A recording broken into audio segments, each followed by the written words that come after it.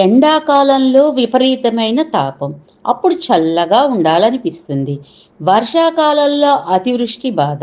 చలికాలంలో తీవ్రమైన చలి. వెచ్చగా ఉండాలనిపిస్తుంది. ఏ కాలంలో చూచినా బాధాకరంగానే ఉన్నది. వీటి వల్ల నా జీవన సరళిలో చాలా ఒడిదుడుకులు కలుగుతున్నాయి. వీటి నుంచి బయటపడాలి. ఏమిటి మార్గం?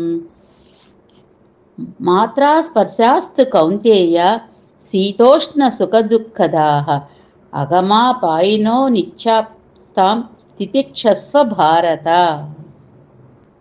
ఇవన్నీ తాత్కాలికాలు, ఏవి శాశ్వతాలు కాదు. వీటి నుంచి నీవెలాగూ తప్పించుకోలేవు. కనుక వీటి ప్రభావం నీ మనస్సు మీద పడకుండా ఓర్పుతో మసలాలి. కొంచెం ఓపిక పట్టావంటే ఇవన్నీ గాలిలో మేఘాల్లా దృశ్యమవుతాయి. కనుక మనస్సును నిగ్రహించుకో. ఈ శీతోష్ణ సుఖ దుఃఖాది బాధలకు గురి కాని వారు కూడా ఉంటారా? వారైనా నిజంగా మోక్షానికి అర్హులు. ఎంహిన వ్యధయంతేతే పురుషం పురుషర్షభ సమదుఃఖ సుఖ ధీరం సోమృతత్వాయ కల్పతే. తప్పకుండా ఉంటారు. ఇలాంటి వాళ్ళనే ధీరులు అంటారు. వారికి వీటి స్వరూపం బాగా తెలియడం వల్ల వచ్చే పోయేవని గ్రహించి వీటిని లెక్క చేయరు. లెక్క చేయని వారిని ఏమీ చేయలేవు. లొంగిపోయావో కుంగదీస్తాయి. అలా వీటికి ఎన్నటికీ లొంగని వారికే మోక్షం లభిస్తుంది. చనిపోయిన వెంటనే శరీరం బూడిదై మట్టిలో కలుస్తుంది కదా. ఎందుకు జీవితంలో మంచిని చెయ్యాలి? దేనికి మంచి మార్గంలో నడవాలి? శరీరం కంటే వేరైనది, శాశ్వతమైనది ఏదైనా ఆత్మ అనేది ఉన్నదా? ఈ శరీరం మీద మోజు పెంచుకోవటం మంచిదా? అంటే అంతవంత ఇమే దేహ నిత్య సోక్తాః శరీరిణః అనాసినో ప్రమేయస్య తస్మా యుజ్యస్వ భారత. శరీరం అనే శబ్దానికి నశించిపోయేదే అని అర్థము. అలాంటి దాని మీద మోజు పెంచుకోవటం మంచి పని ఎలా అవుతుంది? శరీరం మట్టిలో కలిసిన శాశ్వతంగా ఉండే ఆత్మ ఉన్నది కాబట్టి మనం మంచినే చెయ్యాలి. మనం చేసే ప్రతి కర్మ వల్ల మనకు పుణ్యపాపాలు కలుగుతాయి. కనుక మనం మంచి పనులే చేయాలి. మంచి మార్గంలోనే తప్పక నడవాలి. శరీరం పోయినా ఆ పుణ్యపాపాలు ఆత్మని వదలవు. వాటి ఫలితాలైన సుఖదుఖాలను ఆత్మ అనుభవిస్తే గాని అవి నశించవు. కనుక శాశ్వతమైన ఆత్మకు నశించేటటువంటి శరీరాలతో సంబంధం కలగటమే జీవితమని తెలుసుకోవాలి. మన శరీరాన్ని పృథివీ, జలం, తేజస్సు, వాయువు ఏమైనా చేయగలవు. అందుకే మనం ఈ భూతాలకు భయపడిపోతాం. మరి ఆత్మ కూడా అంతేనా? లేక శరీరానికి ఆత్మకు తేడా ఉందా? నైనం చిందంతి శస్త్రాణి నైనం దహతి పావకః నచైవం క్లేదయంత్యాసో నశోషయతి మారుతః అచ్ఛేద్యో యమదాహ్యో యమక్లేద్యోస్య శోష్య ఏవ చ నిత్యః సర్వగతః స్థాణురచలోయం సనాతనః. శరీరానికి ఆత్మకు పోలికే లేదు. శరీరాన్ని పంచభూతాలు ఏమైనా చేయగలవు, కానీ ఆత్మనేమీ చేయలేవు. శస్త్రాలు శరీరాన్ని నరికేస్తాయి, ఆత్మను ఖండించలేవు. నిప్పు శరీరాన్ని బూడిద చేస్తుంది, కానీ ఆత్మని అంటుకోలేదు. నీళ్లు శరీరాన్ని తడిపివేస్తాయి, కానీ ఆత్మనేమీ చేయలేవు. గాలి శరీరాన్ని ఎండిస్తుంది, ఆత్మనే ఏమీ చేయలేదు. కనుక మన ఆత్మ నరకటానికి వీల్లేనిది, తగలబట్టడానికి వీల్లేనిది, తడవటానికి వీల్లేనిది, ఎండించటానికి వీల్లేనిది. ఇది నిత్యం, అంతటనూ ఉంటుంది. స్థిరం, అచలం, సనాతనమై ఉంటుంది. కనుక దీని దగ్గర బాహ్యావిభూత వికారాలు పనిచేయవు. అధర్మం పెరిగిపోయింది. చుట్టుపక్కల వారు ఆ కారణంగా వైరాగ్యాన్ని పెంచుకొని తాము చికాకు పడటంతో పాటు లోకాన్ని కూడా చికాకు పెడుతున్నారు. నన్ను అధర్మంగా ఎదుర్కొంటున్నారు. ఆ స్థితిలో ఏం చేయాలి?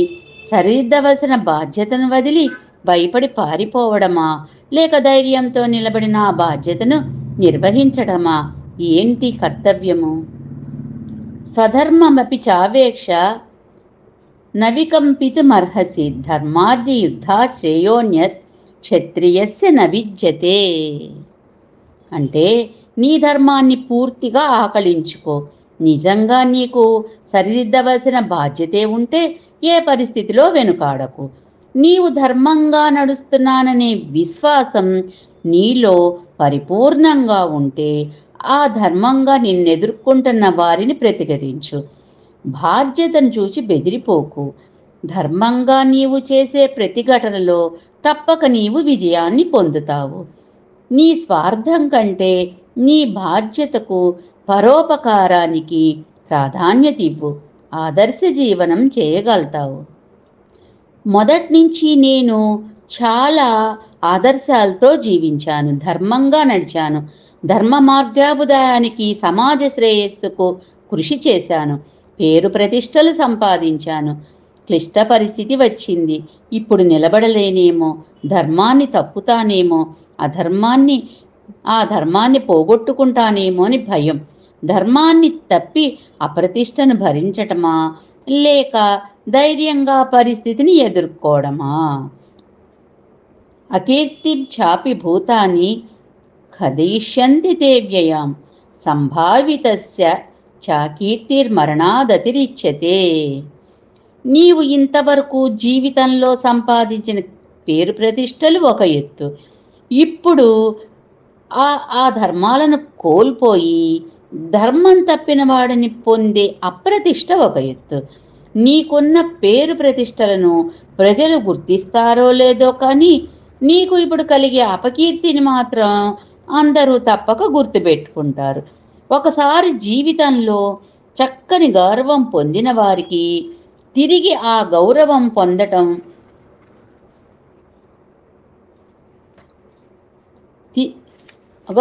పొందటం మరణం కంటే నీచమైన విషయం. ఇది చాలా బాధకరం. కనుక ధర్మాన్ని తప్పకు, అప్రతిష్ట పాలు కాకు, ధైర్యంగా పరిస్థితిని ఎదుర్కో.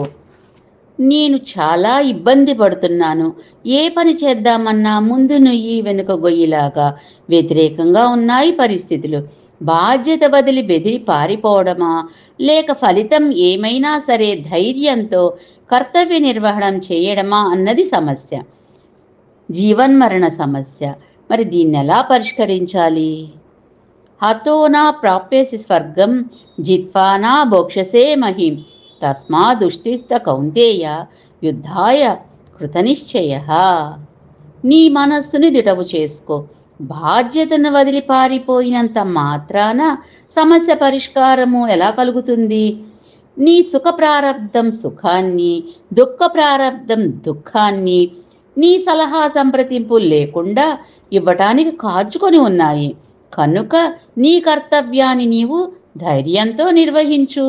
దైవానుకూలత ఉంటే కృతార్థుడవవుతావు, అలా కాకపోయినా సక్రమంగా కర్తవ్యాన్ని చేసిన వాడవవుతావు. కాలమే పరిస్థితుల్ని చక్కబరుస్తుంది. నేనొక పని చేయబోతున్నాను, లాభం వస్తుందో రాదో, పని విజయం లభిస్తుందో అపజయం కలుగుతుందోనని, దానివల్ల సుఖం కలుగుతుందో దుఃఖమే సంభవిస్తుందోనని మనస్సులో ఒక ఆందోళన. ఎన్నో జాగ్రత్తలు తీసుకున్నాను, తప్పుడు మార్గాలను అనుసరింపక తప్పదా? నా ఆలోచన ఎలా ఉండాలి, నేనెలా నడుచుకోవాలి, ఏది శాంతిప్రదమైన మార్గము? సుఖదుఃఖే నమే కృత్వా లాభాలాభో జయాజయో తతో యుద్ధాయ యుజ్యస్వ నైవం పావమవాప్యసి. నీ ఆందోళన వల్ల విజయం లభింపదు. ఆందోళనలతో నీవు కర్తవ్యాన్ని సరిగా నిర్వహించలేవు. నీవనుభవించిన ఫలితం నీ కోసం కాచుకొనే ఉంది, అది ఎలాగూ నిన్ను వరిస్తుంది. దానికోసం నీవు తప్పుడు మార్గాలను అనుసరించక్కర్లేదు. సుఖదుఖాలను, లాభ నష్టాలను సమానంగా భావించు. ఏది వచ్చినా సంతోషంగా భగవత్ ప్రసాదమనే భావనతో అనుభవించటానికి సిద్ధంగా ఉండు. దీనివల్ల నీలో రాగద్వేషాది దోషాలు పెరిగి పాపాలు చేసే ప్రమాదం నుంచి తప్పుకుంటావు. కర్తవ్యం మరి నీవంతు. నేను చేయాలనుకున్న పని విషయంలో ముందు ఒక నిర్ణయం తీసుకున్నాను. మళ్ళా ఆలోచించి అది బాగాలేదని నిర్ణయం మార్చుకున్నాను. స్నేహితులంతా మంచి ఫలితం రాదన్నారు. ఏమవుతుందోనని లోపల ఆందోళన. ఏం చెయ్యాలి? ఇలా నిర్ణయాలు ఎంతకాలం మారుస్తూ ఉండాలి? ఇది మంచి పనేనా? వ్యవసాయాత్మికా బుద్ధి రేకేహ కురునందన బహుళా కాహ్యనంతాశ్చ బుద్ధయో వ్యవసాయినా. అనగా దేశకాల పాత్రాలను దృష్టిలో పెట్టుకొని చక్కగా విచారించి ఒక నిశ్చయానికి రావాలి. నిర్ణయం తీసుకున్న తరువాత సామాన్యంగా ఎవరు సలహా చెప్పినా మళ్ళా మార్చడానికి ప్రయత్నించకు. అలా మారుస్తూ పోతూ ఉంటే నీలో ఆత్మవిశ్వాసం సన్నగిల్లుతుంది. అంతేకాదు, ఇక ముందు నీకెవరు సలహా కూడా చెప్పరు. పరిపరి విధాల ఆలోచిస్తూ చివరకు నీవే పని సాధించలేవు. కనుక స్థిర సంకల్పాన్ని అలవరుచుకో, విజయం లభిస్తుంది. నా ప్రయత్నాలకు సత్ఫలితాలు కలిగాయి. సాధించాననే అహంభావం నాలో అంకురించింది. ప్రయత్నాలు విఫలమైనాయి. ఎంతో బాధ కలిగింది. ఈ జన్మే వ్యర్థమనిపించింది. దైవాన్ని, లోకాన్ని నిందించాను. ఇంకా ఏ ప్రయత్నం చేయనే కూడదనుకున్నాను. నా ఆలోచన మంచిదేనా? కర్మణ్యేవాధికారాస్తే మా ఫలేషు కదాచన మా కర్మ ఫల హేతుర్భుర్భాతే సంగో అస్త్వకర్మణి. మీ ఆలోచన సరైంది కాదు. సత్ఫలితాలకు కానీ దుష్ఫలితాలకు కానీ మీ ప్రయత్నాలు మాత్రమే కారణం అనుకోకండి. పనులు జరిగితే ఉబ్బి తబ్బిబ్బులు కావడం, అహంకారపడటం, లేక పని జరగకపోతే నిలువునా కుంగిపోవడం, మిమ్ములను నిందించుకొని దేవుణ్ణి, లోకాన్ని దూషించడం మీ బలహీనత. ఫలితం వస్తుందా రాదా, వస్తే ఏం వస్తుంది అని ఆలోచన లేకుండా మీ కర్తవ్యాన్ని సక్రమంగా నిర్వహించటం వరకే మీ ధర్మం. ఫలప్రాప్తి మీ చేతుల్లో లేదు. కనుక ఫలితాన్ని ముందే ఆశించకండి. అట్లా అని మీ కర్తవ్యం వదిలి కర్మరహితులై సోమరులు కూడా కాకూడదు. మీకివ్వవలసిన ఫలితాన్ని మీ ప్రారబ్ధాన్ని అనుసరించి భగవంతుడు ఎలాగూ ఇస్తాడు. ఇలాంటి భావనతో కర్మలను ఆచరిస్తే మీకు శాంతి ఉంటుంది. సమాజం వల్ల మీకే ఇబ్బంది ఉండదు. నాకు తెలియకుండానే ఎన్నో చికాకుల్లో పడ్డా. ఇప్పుడు గమ్యం శూన్యంగా ఉంది. బయటపడే మార్గమే కనబడటం లేదు. అసలు ఆలోచించే ఓపిక కూడా నాకు కరువైంది. కనబడ్డ మంచి వస్తువల్ల నాకే కావాలని, నా ఇష్టానికి అడ్డు వస్తే అతన్ని సర్వనాశనం చేయాలని ఒకటే ఆవేశం. నా మనస్సు నాకే అర్థం కావడం లేదు. ఏదో అశాంతి, ఏదో ఆదుర్ద. నాకెలా ప్రశాంతత లభిస్తుంది? రాగద్వేష విముక్తైస్తు విషయానింద్రియైశ్చరన్ ఆత్మవశ్వైర్విధేయాత్మ ప్రసాదమధిగచ్చతి. ప్రసాదే సర్వదుఃఖానాం హానిరస్యోపజాయతే ప్రసన్నచేతసో హ్యాసు బుద్ధి పర్యవతిష్ఠతి. మీ చిక్కులన్నిటికీ రెండే కారణాలు. ఒకటి రాగం, రెండవది ద్వేషం. ఈ రెండిటితోనే మీరు సతమవుతున్నారు. మీలో అశాంతి అలుముకుంది. మనస్సును నిగ్రహించండి. ఇంద్రియాలను స్వాధీనపరుచుకోండి. రాగద్వేషాలు లేకుండా అనుకోకుండా లభించిన విషయ సుఖాలను మీరు పొందినా మనశ్శాంతి కరువుండదు. ప్రసన్నమైన నిర్మలమైన మనసుంటే అన్ని దుఃఖాలు వాటంతటవే పోతాయి. ప్రసన్నమైన మనస్సు కలవాడికి స్థిరమైన బుద్ధి కలుగుతుంది. అప్పుడు మీలో ఆవేశాలకు, ఆదుర్దాలకు చోటుండదు. ఏది చేసినా చక్కగా ఆలోచించి చేస్తారు. రాగద్వేషాల ప్రభావం మీ మీద లేదు కాబట్టి మీ ప్రశాంతతకు లోటే ఉండదు. లోకాన్ని ఉద్ధరించాలని బయలుదేరాం. చాలా దీక్షతో, పట్టుదలతో కృషి చేశాం. వేషాలు మార్చాం, భాషలు మార్చాం, తరహాలు మార్చాం. బూడిదలో పన్నీరు పోసినట్లయింది. వ్యర్థ ప్రయత్నం చేశామని విసుగుపడి అన్ని పనులు మానేశాం. ఈ సంఘాన్ని మార్చలేమని అస్త్ర సన్యాసం చేశాం. సోమరితనం బాగా పెరిగిపోయింది.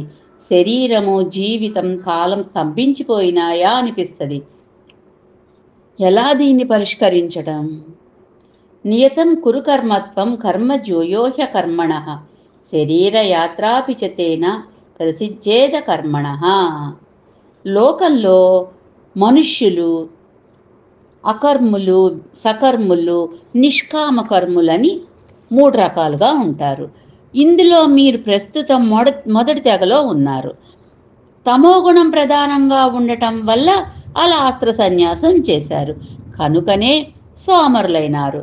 కోరికలతో మంచిదో చెడ్డదో ఏదో ఒక పని చేస్తూ ఉంటే మీరు సకర్ములవుతారు. అప్పుడు రజోగుణం మీలో ప్రధానమవుతుంది. ఇది నా కర్తవ్యమని కర్మలను ఆచరించాలంటే సత్వగుణం మీలో కలగాలి. అప్పుడు 3వ తెగలో చేరి నిష్కామ కర్ములవుతారు. ఏ పని చేయకుండా ఉంటే కంటే ఏదో ఒక పని చేయడం మంచిది. ఏదో ఒక పని చేయడం కంటే కర్తవ్య బుద్ధితో కోరికలు లేకుండా మంచి పని చేయడం శ్రేయస్కరం. ఏ పని చేయకపోతే మరి జీవితం కాలం స్తంభించక తప్పదు. శరీరయాత్ర కూడా సమాజంలో గడపటం కష్టం. కనుక ఏదో ఒక పని చేయడం మంచిది. నా మిత్రుడంటాడు, దేవతలను ఆరాధించడం శుద్ధ దండగా. మనకంటే కనబడని దేవతలు మనం చేసే యాగాలను, పూజలను చూస్తున్నారా? వాళ్ళు మనకేం చేస్తారు? యజ్ఞాలు, యాగాలు ఇవన్నీ అంధవిశ్వాసాలు. మనకున్న దాన్ని చక్కగా అనుభవిస్తే తప్పేమిటి అని. ఇది నిజమేనా? దేవాన్ భావయతానేన తే దేవా భావయస్తువః పరస్పరం భావయంతః శ్రేయపరమవాప్యత. ఇష్టాన్ భోగాన్ హి నో దేవా దాన్యంతే యజ్ఞభావితాః తైర్ధత్తాన ప్రదాయభో యో భుంక్తే తేన ఏవనః.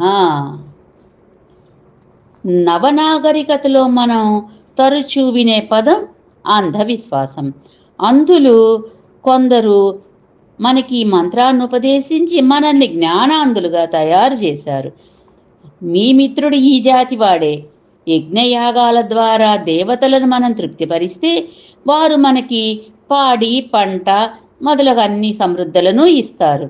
వారిచ్చిన సుఖభోగాల్లో కొన్నిటిని కృతజ్ఞతతో హవిస్వరూపంలో వారికి ఇవ్వడం వల్ల మనకు ఈ లోకంలోనూ పరలోకంలోనూ సుఖశాంతులు కలుగుతాయి. వారిచ్చిన సంపదలో వారికే కొంచెం అర్పించకుండా స్వార్థంతో చక్కగా మనమే అనుభవిస్తే వారి ఆస్తిని అపహరించిన దొంగలమే అవుతాం మనం. అంధవిశ్వాసము మంత్రపు మాయలో పడి మనం కృతజ్ఞులమైనాం కాబట్టే వర్షాలు లేకపోవడం, కరువులు, కాటకాలు, ఉప్పెనలు, పంటలు పోవడాలు, ఊళ్ళు దేశాలు కొట్టుకుపోవటాలు సంభవిస్తున్నాయి. యజ్ఞం చేయడం వల్ల సుభిక్షంగా దేశముంటుందని సాంకేతికంగా కూడా నిరూపించవచ్చు. పాశ్చాత్యులు చాలామంది నిరూపించారు కూడా. కనుక అంధవిశ్వాసాలన్నిటినీ తోసిపుచ్చి చద్దని మీ మిత్రుడితో చెప్పండి. ఏ పని చేయకుండా ఉండలేము. ఏదో ఒకటి చేస్తూ ఉంటే రాగద్వేషాలు కలగక మానవు. రాగద్వేషాల ప్రభావాలకు లోబడితే మనస్సుకు శాంతి ఉండనే ఉండదు. పనులు చేస్తున్నప్పటికీ రాగద్వేషాల వలయంలో చిక్కోకుండా ఉండటం ఎలా సాధ్యపడుతుంది? అలా కర్మసంగం లేకుండా ఉంటే ఎప్పటికైనా మోక్షం లభిస్తుందా? తస్మాదసక్తః సతతం కార్యం కర్మ సమాచర అసక్తో హ్యాచరస్కర్మ పరమాప్నోతి పూరుషః. రాగద్వేషాల వలయంలో చిక్కోకుండా కర్మలు చేయటం తప్పక సాధ్యమవుతుంది. ఇంద్రియాలను, మనస్సును వాటి విజృంభణాల నుంచి నిరోధించి ఫలాసక్తి లేకుండా కర్తవ్యతా బుద్ధితో కర్మలను చేయాలి. అప్పుడు మీకు కర్మసంగం ఉండదు. అంటే ఆసక్తి లేదన్నమాట. ఇలా పనులు చేయడాన్ని మహాత్ములు అనాసక్తి యోగం అన్నారు. అనాసక్తితో కర్మలను చేసేవారికి పరమపురుష ప్రాప్తి రూపమైన మోక్షం కలుగుతుంది. కొందరంటారు కర్మయోగమే గొప్పదని, మరికొందరంటారు జ్ఞానయోగం గొప్పదని, మరికొందరంటారు భక్తి యోగం చాలా గొప్పదని.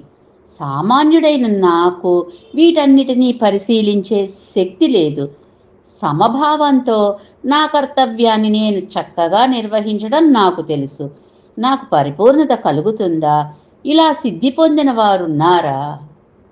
కర్మణ్యైవ హి సంసిద్ధి మాస్థితా జనకాదయః లోక సంగ్రహమేవాపి సంపస్య కర్తుమర్హసి. ఒక్కొక్కరు వారి వారి అంచనాల ప్రకారము ఒక్కొక్క విధంగా చెప్తారు. అన్ని వ్యాధులకు ఒకే మందు ఒకే మోతాదులో వేస్తే పడనట్లే అందరికీ ఒకే మార్గం కుదరదు. కనుక మహర్షులు వాళ్ళ వాళ్ళ యోగ్యత అవసరాలను గుర్తించి అనేక రకాలుగా మనకు మార్గాలను ఉపదేశించారు. అన్ని గొప్ప మార్గాలే. అనాసక్తి యోగంతో కర్తవ్య బుద్ధితో కర్మలను ఆచరిస్తే తప్పక పరిపూర్ణత లభిస్తుంది. అలా కర్మయోగం ద్వారా సిద్ధిని పొందిన వారే జనకాది మహాపురుషులు. పరిపూర్ణతను పొందినప్పటికీ వారికి ఏమీ అక్కర్లేకపోయినప్పటికీ లోకంలో ఉన్న మనమంతా తమను ఆదర్శంగా అనుసరిస్తాం కాబట్టి వారు కర్మానుష్ఠానం విడిచివేస్తే మనం కూడా చేయమని మన కోసమే వారు వ్యవహారం కోసం కర్మలను అనాసక్తితో ఆచరించారు. మనం వారి అడుగుజాడల్లో నడవాలి. మనం ఆదర్శమైన జీవితం గడపటం వల్ల మనకు మాత్రమే లాభమా? ఈ సమాజానికి దాని ప్రయోజనం ఉంటుందా? శివాజీ మొదలగు మహావీరులు రామాయణ భారతాల్లో పాత్రలను గురించి చిన్నప్పుడే విని ప్రభావితమైన వారంటారు. నిజమేనా? మహాపురుషుల జీవిత చరిత్రలు మనం చదివితే మన సమస్యలనడి నిలిచే శక్తి కలుగుతుందా? యద్యదా చరతి శ్రేష్టంతత్త దేవోతరో జనః సయత్ప్రమాణం కురుతే లోకస్తదను వర్తతే. మనం ఆదర్శంగా జీవించటం వల్ల మనకు అభ్యుదయం కలగడమే కాకుండా ఈ సమాజం మీద దాని ప్రభావం ఎంతో ఉంటుంది. ఈ సమాజం ఎప్పుడు ఉత్తమ ధర్మాలు కలవారిని అనుకరిస్తుంది. జీవన విధానాల్లో వారేర్పరిచిన ప్రమాణాలను అనువర్తిస్తుంటది. నిజమే, శివాజీ మొదలగు మహావీరులు చిన్నప్పుడే తల్లులు చెప్పిన రామాయణ భారతాల్లోని కథలు విని అందులోని నాయకులను చాలా విషయాల్లో ఆదర్శంగా తీసుకొని మంచి సంస్కృతిని మనకు అందించారు. అలాగే మహాపురుషుల జీవిత చరిత్రలు చదివితే వారు క్లిష్ట సమస్యలను ఎలా ఎదుర్కొన్నారు, ఆ సందర్భాలలో వారు వ్యవహరించిన తీరు మనకు మార్గదర్శనం చేసి సమస్యలను ఎదుర్కొనే శక్తిని మనకవి కలిగిస్తాయి. రాముడు కృష్ణుడు దేవుళ్ళు అంటారు కదా, భగవంతుడు కూడా సామాన్య మానవుడిలాగా గురుకులాల్లో చదవటం, భార్య కోసం బాధపడటం ఇలాంటి లౌకిక కర్మలు ఎందుకు చేస్తాడు? ఆయనకు మానవుడిలాగా కోరికలు పుణ్యపాపాలు ఉండవు కదా. వారు మన మాదిరి మానవులైతే మనం వారిని పూజించడం ఎందుకు?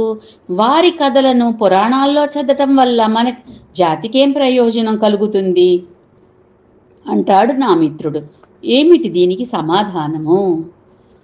నమే పాద్యాస్తి కర్తవ్యం త్రిషులోకేషు కించన నానవాప్తమవాప్తవ్యం వర్తయేవ చ కర్మణి యది హ్యయం ననర్తేయం జాతు కర్మణ్యతంత్రితః మమ వర్తమానువర్తంతే మనుష్యాః పార్థ సర్వశః ఉస్సీదేయోరిమే లోకా నకుర్యాం కర్మ చేదహం సంకరస్య చ కర్త శ్యాము వహన్యామిమాః ప్రజాః.